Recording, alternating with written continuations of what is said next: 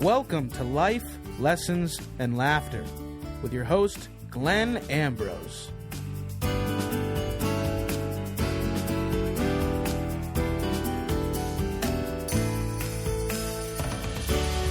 Hey everybody, welcome to the show. Today we're talking about rejuvenating your spirit. Yeah, we are. Yeah, we are, Ben. Yeah, we are. So, Glenn, elephant in the room, you are not in Florida anymore, as we can see by, if you're watching the video, as you can see by the new digs behind him. And oh yeah, I thought you were going to say by the background we picked, and I'm we did kind of a fake background. Yeah, we did pick a background. Also, the live Q&As on Thursday nights now have some tropical music and beach scenes involved with them. So with the steel drum, you love that steel drum music. I do. So anyway, yeah, dude, you're in the Dominican, and you're going to be there for a little while. And I personally don't think you're ever coming back.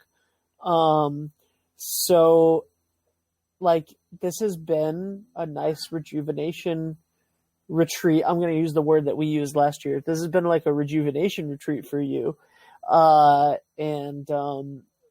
So let's talk about it. Let's talk about the why and the what and what other people can do to rejuvenate their spirit. Yeah, I think it's important, and I think a lot of people are doing it right now just because it's kind of the end of summer and, some people are able to travel a little bit. So I'm seeing a lot of people just going to the beach, going out in nature and stuff and rejuvenating. And that's one of the things you can do is, just about most places is some sort of nature within driving distance, so yeah. So a lot of times that's one way. I mean, literally moving my office outside for the last week or so has been rejuvenating, right? This feels really nice. So yeah. So it's a great way, and I think we need to do that. I think we need to do it regularly in our lives. I mean, for me, it was when I moved to Florida 2 years ago. It's kind of started. There's a whole new chapter of my life I'm going into, and I've been kind of working through it on my own in my own ways here and there, and for a couple of years now. And it's just like with the COVID stuff going on, it was an opportunity to really go within and really dive deeper as to, what my soul is yearning for. And one of those things is really community, connecting closely with like-minded people, expanding my horizons. I've always known that I want to travel internationally, but never really done it, and experience different cultures. I think that there's something very, any type of travel, when you experience different type of cultures, when you move to places, it just expands your mind when you, in a way that you can't fully verbalize when you just expose yourself to things, So I knew I wanted to do that. So when I connected with some spiritual people down here in the Dominican, I was like, yeah, that seems like it felt right. It's when I hit some obstacles to try to get here because of COVID, but like it never felt like that I shouldn't go there. It never felt like I shouldn't come here. It felt like maybe I shouldn't, there was a stop in Panama with my plane ticket, and I wasn't even going to Panama. And they kept shutting the borders, and so I kept getting that block. But I had gotten blocks to Panama before too, so I just don't think I'm supposed to go to Panama. But as soon as I got a ticket straight to the Dominican, it went smoothly, and I came here, and it's been wonderful. So I think the why is just, if we slow down, and pay attention, there's a yearning, there's a pulling, for something, and we can feel it.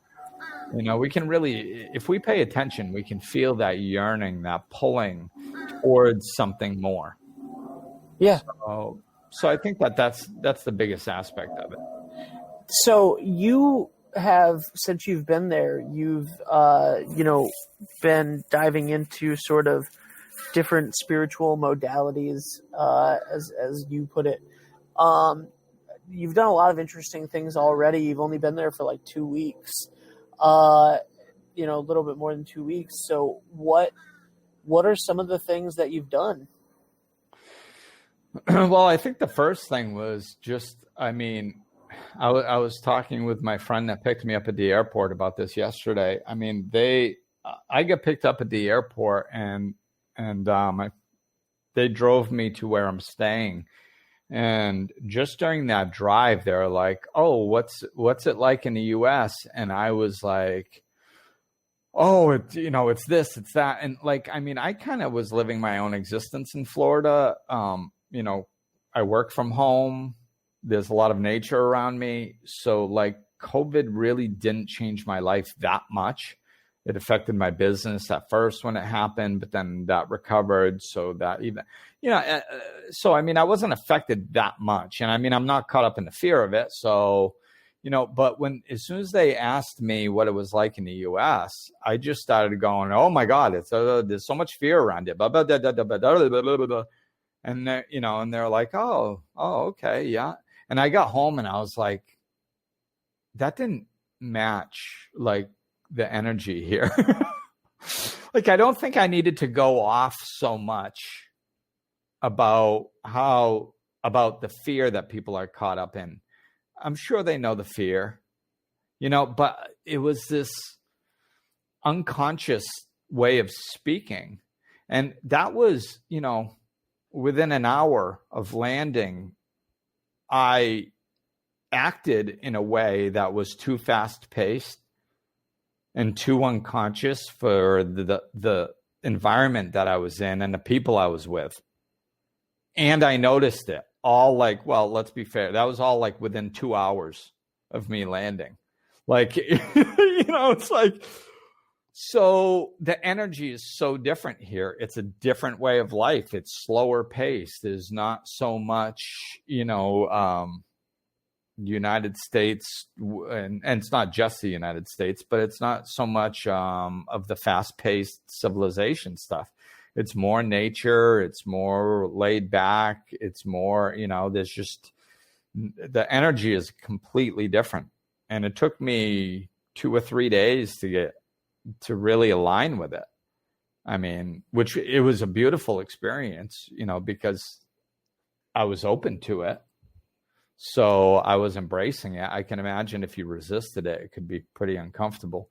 But but like I was looking for that, I'm like, oh, wonderful. I feel a slower, more peaceful, loving environment. The people are friendly here. I've met more people in one day than I met in 2 years in Florida. It's just that's incredible. That's incredible. Yeah, and I mean, I talked to quite a few people. Like, I'm a fairly friendly guy, and So, but yeah, I'll meet more people in one day than I did in 2 years there. Because it's just you see somebody that you just talk to them. That's what you do. And half the people here don't even speak English, and you still try to find a way to communicate. So it's sometimes, and even if you don't, then you still meet more people, so on top of that. So like for me, a lot of it for me was, man, I started walking the beach because the beach is right here. So I started walking the beach and I literally walked and cried like off and on for hours. It was just, I had never experienced so much beauty in its natural state. I was like, oh my God, there's a coconut on the ground. And like nobody picked it up and carved a face into it and tried to charge $34 for it. This is beautiful. Like you don't see that in the United States. No, and $34 wouldn't be a bad price for that. Yeah.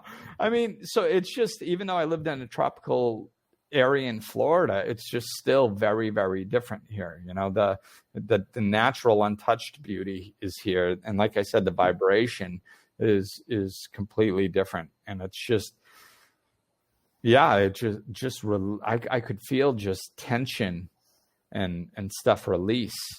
And I'd come home, and then I'd like go to get a glass of water, and I'd be like, water. And I was literally like moving this slow sometimes, because I was so like getting used to moving. I was so conscious of everything that I was doing. I was like, oh, I'm getting water. This is cool. Water is nourishing. I love water. I was like doing stuff like that. It was insane for like 2 days. I mean, not all the time, but I had moments like that where I was literally like just like conscious of every movement I was making.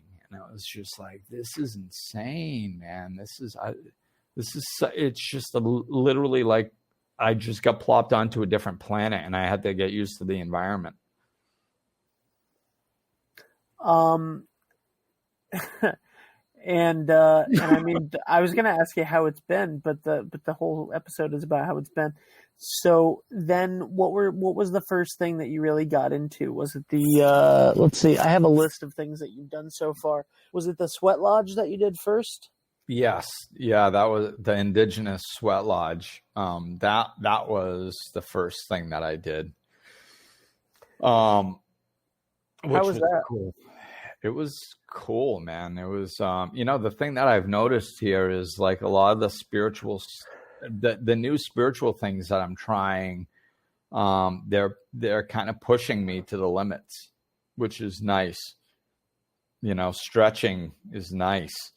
I fell into certain aspects of my comfort zone, back in the US, and all these years of living spiritually. Like, I've been living spiritually for 17 years. It's a while, man, and you fall into patterns, and in most situations up until now, I've been the teacher for a number of years now. So to be, and over here, that's another blessing, is that I'm around other spiritual people that, like, man, they get it, and they get it. The people here that I'm with are very spiritual, and like, I do not have to worry about talking over their head. I don't have to worry. Like, man, it's awesome.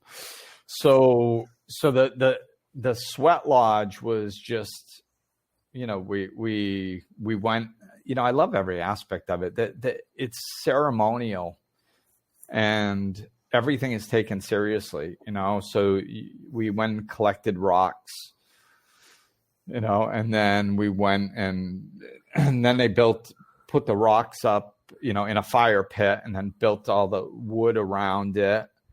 And then we wrote down things we wanted to release on paper, and we stuffed it into the wood, and then they lit it on fire, and, and we released what we wanted to release. So at least we started to, and everything also is about giving, like, respecting nature and giving thanks to Mother Earth. And through these ceremonies, it's just, really respecting the planet that we live on and the power that it has.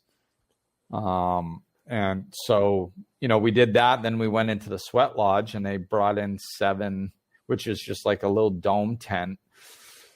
And we all sat in there, and they brought in 7 of the hot stones once they're hot. And holy crap, man, I'm in the Dominican Republic in high humidity in the summer.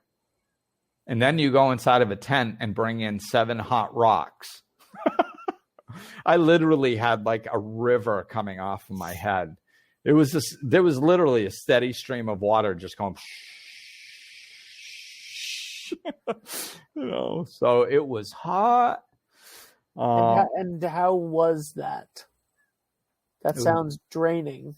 It was intense. It was just, it's just setting an intention and not getting too caught up in the uncomfortability of it.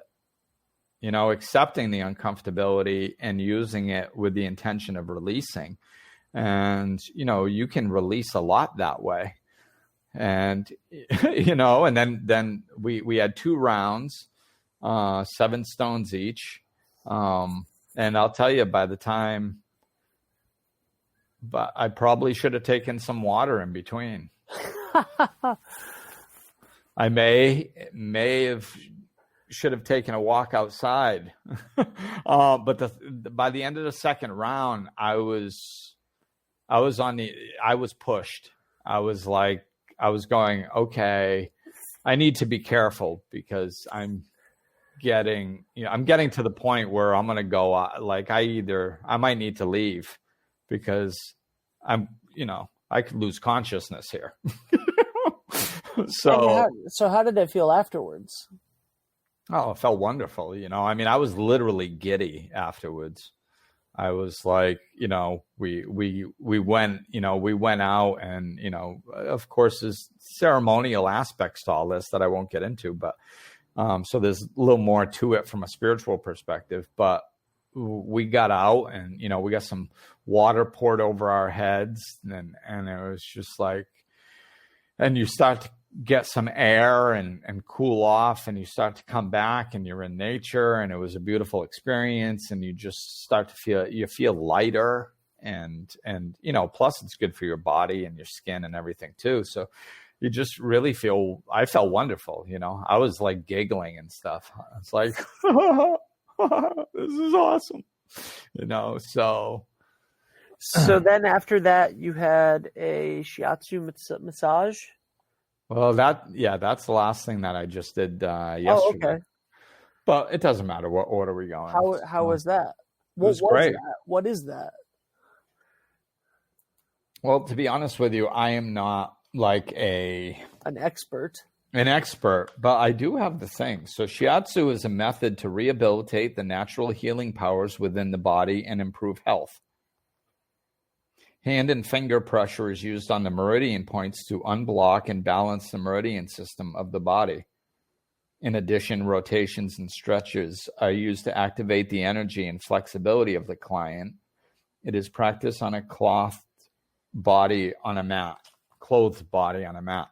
So, first I was on a table and got a massage. But yeah, it was that. It was a lot of points and finding the points and holding them until they released. And,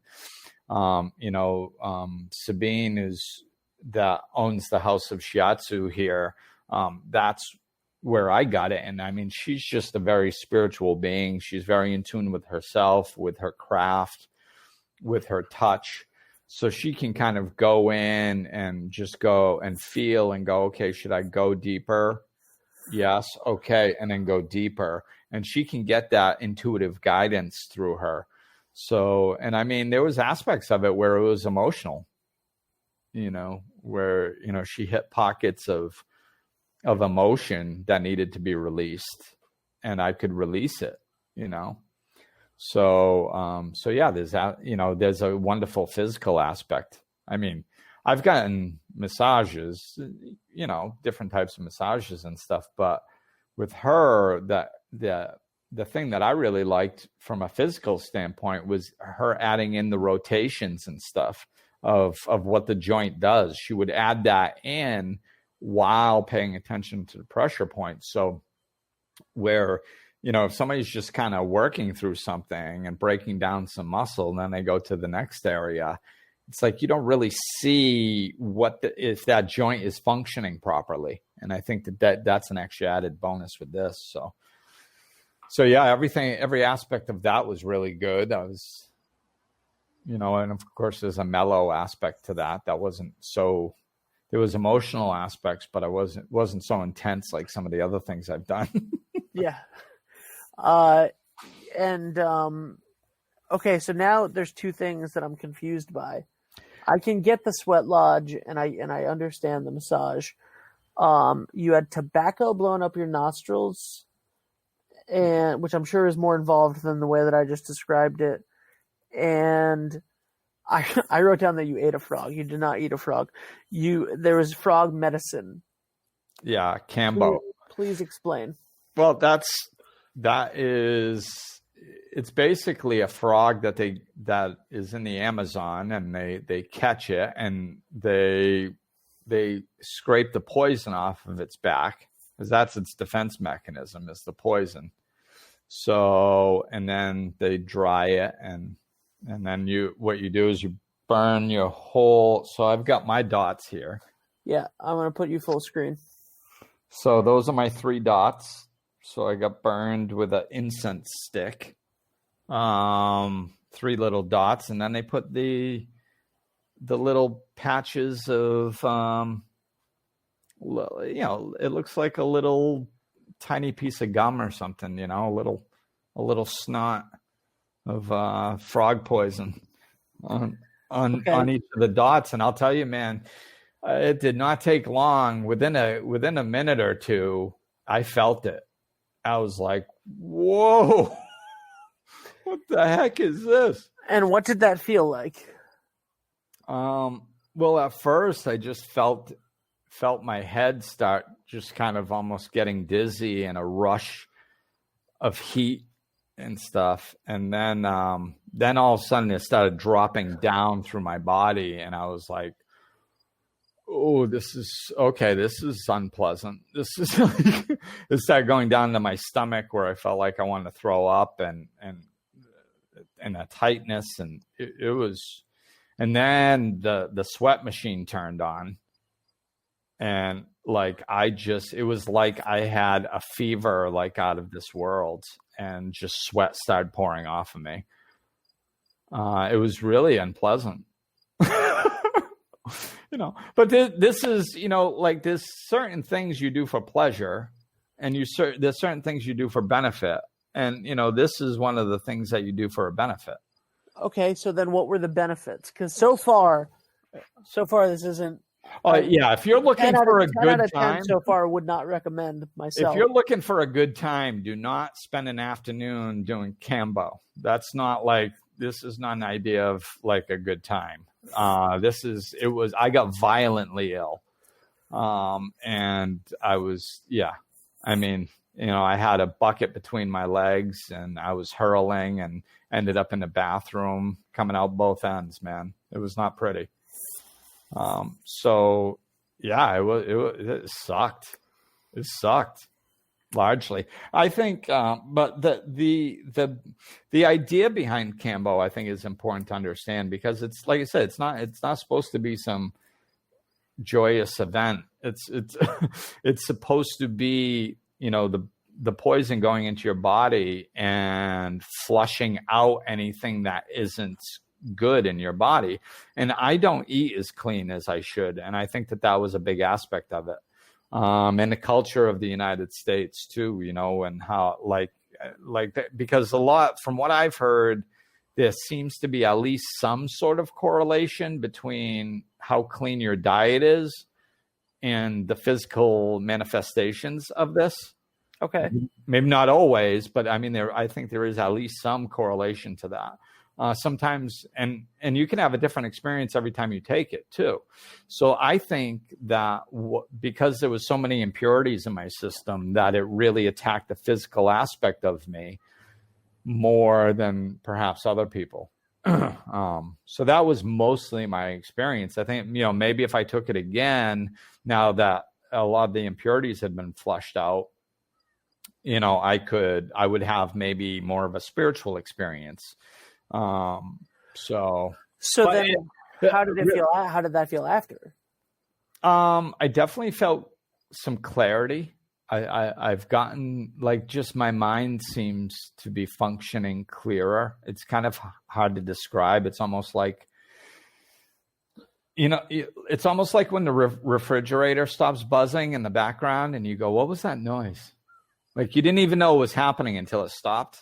It's kind of like that, so there's a clarity that I have now that I didn't have before, but I didn't know I was missing it. So I think my thoughts are clearer now, externally as well as internally. I think my body is lighter. I think it feels a little healthier. There is a large aspect to immune system boosting and all that stuff. And a big aspect of the frog medicine is physical immune system building and really a healthy body. And I got blocked from posting a link to a video on Facebook and Messenger. I couldn't even send it through Messenger, which, is my favorite thing. I love when information is censored. But I was mentioning that to my friend, and they were like, well, yeah, I guess because Kambo can have such good physical benefits around the immune system and kicking diseases out of your system and stuff, and that people were starting a conversation around it with the pandemic, with the virus, and anything that goes against what, the powers that be say, they completely make sure is not shared on the internet. So I guess that's why I wasn't able to share the link, because Kambo, people were starting to have conversations like, hey, maybe this could help people. And they had to make sure they got rid of that information. And then the tobacco up the nostrils? Well, and before we go into that, I just want to say one thing about the Kambo. It's not to be taken lightly, and it is not for everyone. Like, I seriously had I was violently ill. You have to make sure you're healthy.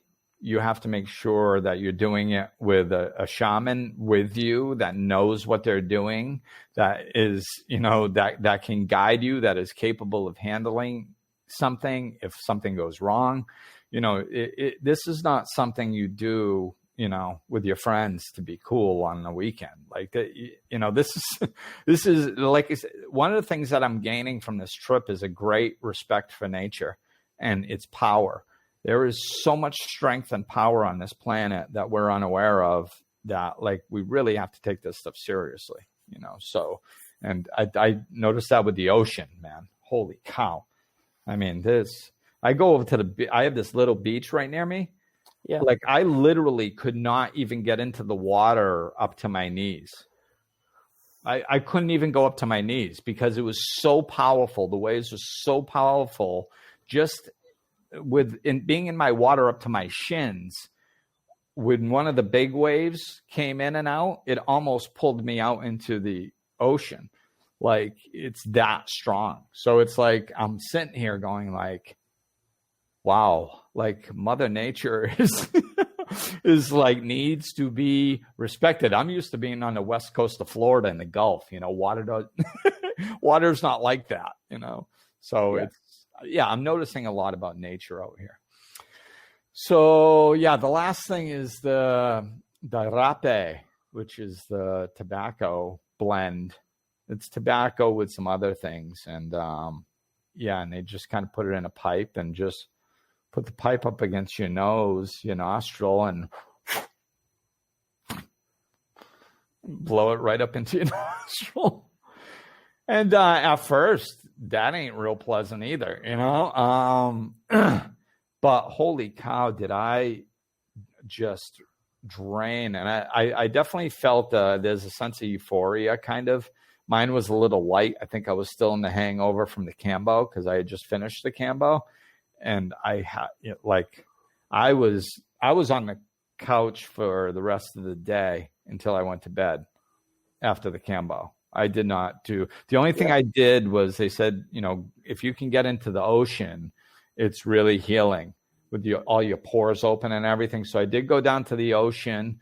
I jumped into the water just over my head to get, that water. And that felt really good. It really did feel good. And then I came home and I was right back on the couch until I went to bed that night. And I had done it like at 9:30, 10 in the morning. And I was out I was incapacitated for the rest of the day. I couldn't do anything. I wasn't horribly, violently ill all day. Right. But I was just like, out of it. And I wasn't going to be doing anything else. But yeah, the rape, I did feel a pleasurable kind of euphoric sensation afterwards. And I got tons of release. just mucus, which really, can be from milk products, dairy products, as well as sugar and other things in our diets and stuff. I felt a major release there. And I also had several fairly severe injuries when I was younger in my other life.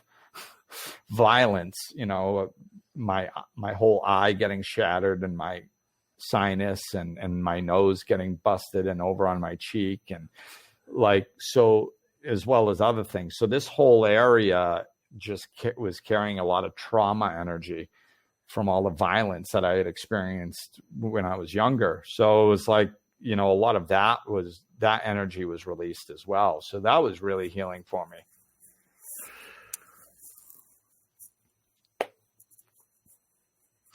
Would you recommend that? That one, yeah, that one's, all right. That one's nothing, that you have to be overly concerned. I would still respect it and, right. But, and take it seriously, not like it's a, So we're at the half hour mark, and we've talked in a lot of detail about what you're doing right now for this spiritual rejuvenation. What are things? How would you recommend somebody start to look for it as a way to wrap up? What would you suggest somebody to do to start looking for ways to have their own spiritual rejuvenation session? I think it's really start looking for ways. I think that's how I didn't sit here. I wasn't at home. We try to know what we're going to do before we do it. And I think that's the biggest problem. Every time I have had serious openings and spiritual awakenings and my life has really taken other levels, I have not known what I was doing, every time. So it's like, just lean in and want it. The more you lean in and go, what, the way I'm living my life isn't good enough anymore. And it doesn't mean that your life has to suck. My life doesn't suck. I have a really good life, from an external perspective. I've got my own business. I work from home. I've got a great son. I live in Florida in a nice area, great dog. What's wrong with my life? Right. So it's not that your life has to suck. It's just, we have to constantly keep expanding and moving forward. And if you're feeling that stagnant, or if your life does suck, then lean in, just start going, I want more. What can I do? What can I do? And start looking around and researching and asking. And then all of a sudden things start coming. That's how I landed in all this stuff. It's just because I was like, yeah, the status quo isn't good anymore. I need to take myself to a whole nother level. And thinking I wanted to expand more was not enough. Oh, I should expand more. Oh, I should look into stuff. Don't do it with that energy. Don't do it with maybe if I find the right thing, maybe I'll do it. No, lean the hell in, man. I'm in the Dominican Republic. I didn't cross the street, lean in. And that's how I'm finding it, because it's my commitment level. Lean in with a commitment level, and you will find what works for you. And research this stuff. Just don't just do it because it crosses your radar. Ask about it, respect this stuff, because there is a strong power in certain things out there. Ayahuasca is getting popular, and there's all kinds of plant medicines that you can do and stuff. And some of it's good, but it's not for everybody. And I think we need to be responsible, and we need to be respectful of ourselves as well as the power of these things. So just because something's fashionable doesn't mean you should do it, but just lean in and start finding your path and asking and pushing. And, there's a lot of people that will, maybe make a comment on my live show or on one of my podcasts, or maybe even send me an email, and that's enough. That's enough. then they stop. And it's like, then a year later, they're like, hey, remember I emailed you last year and I was asking about this. I'm still in that situation. It's like that's like, lean in, man, lean in, keep pushing forward until you're on the other side of it. Don't do a little work and to sign up for a $40 online spiritual course, get to the end of it and then be like, oh, well, okay, I'll see if my life gets better. Like, just keep going, keep asking. Hey, do you know anything I could try? Hey, what do you get a life coach, just keep pushing forward until your door opens, and, knock and the door will open. Yeah. Seek and ye shall find. That's what it is. But we can't just go like, hey, I was wondering if you're not too busy. Like, no, man, go, search like your life depends on it, because it kind of does. Your happiness does. And what's more important than that? We deserve to be happy. We deserve to be fulfilled. We deserve to be flipping excited, man. And if we are not, go out there and start searching until you find, because it's out there, and we deserve it. We all deserve it. Muy bueno. Amen. So if you guys want to contact Glenn, you can find him at glennambrose.com. Podcast, videos, all of that stuff is there. Blogs. You can sign up for a weekly newsletter, all of that stuff. So Glenn, I'm going to let you say goodbye from the Dominican Republic. Anything you want to end with? Yeah, let's do this, man. Reach out. I'm pumped up. So, like, anybody that starts working with me now, buckle up, because it's going to be a wild ride, but it's going to be a good one. So, yeah, contact me if you're interested, and we'll get moving forward. But thanks for listening, and we'll talk to you soon. Glenn is available for life coaching sessions. To book an appointment or for more information, go to glennambrose.com, follow him on Facebook and Twitter, or click the link in the description of this episode.